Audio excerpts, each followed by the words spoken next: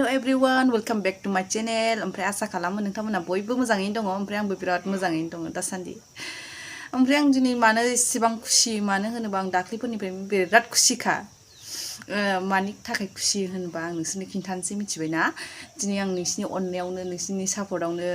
3K खालामनो हाबाय। बेनि थाखाय जोबोद खुसि। बेनो आंनि थाखाय बिराद गोजोनबाय आरोना। माने बिराद खस्थ'यैसो बिनानै मोननाय साबस्क्राइबार सोरनावबा बिबायनानै मोननाय आरो सोरबा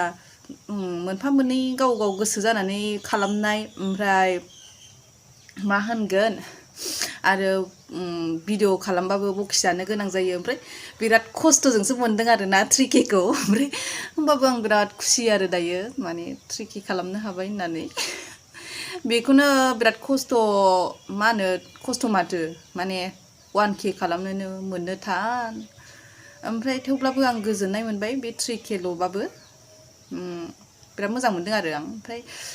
जेबो केक सेक हालायबाय थाला आङो केक हानोबो फैसा गैया दुखियाथार नालाय ओमफ्राय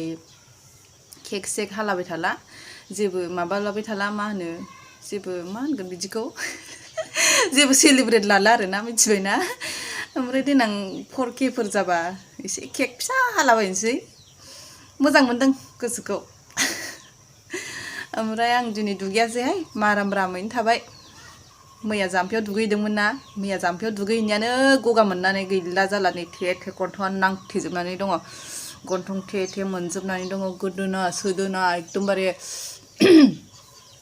बोब्राजोब्बाय गगा मोननानै ओमफ्राय जाम्फैयाव दुगैनायखौथ' नोंसोर नायाखैदां आरोना आं ब्लग होदों सोरबा सोरबा नुवाखैबो जानो हागौ आरोना ओमफ्राय मारामैनो थाबाय आं दिनै गेलेनो मा सामफ्रामबो दुगैबाय थालायलायनोबाल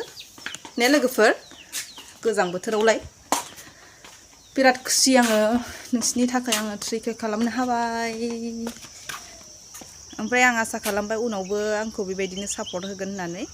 नोंथांमोननि अननायावसो आङो 3K जादों नालाय ओमफ्राय नोंथांमोननि थाखाय बयनिसिमबो थेंक इउ ओमफ्राय आं लामाथिंजाय बिखुनजोनि दख'नाखौ थिखोहैनोसै लामायाथिंजाय दान्दा दं नालाय बेयाव जि लामदों नालाय जि थिखोहैनोसै आं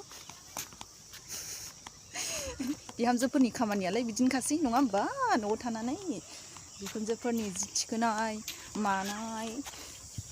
माने जोंहा बिखुनजोआ बेलासियावहाय दखानाव थाङो नालाय आयौ नै आंजोंसो बेरफबथारदों गोमोआ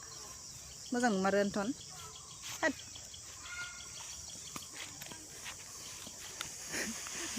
मिनिनो ओंखारदों हारसिंनो मिनिनो ओंखारदों आंजोंसो बेरफबथारदों नै दख'नाया गोमो मोनो आइनि दख'ना मालाय गोदानथार नै फिसाजोफोर होफैनाय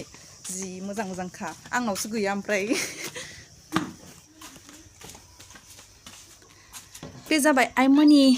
रुम आइ आफा उन्दुग्रा माने बोराय बुरै उन्दुग्रा नालाय ओंखायनो एसे गाला गिला जायो ज्राव मेरा बेटा आ गया रे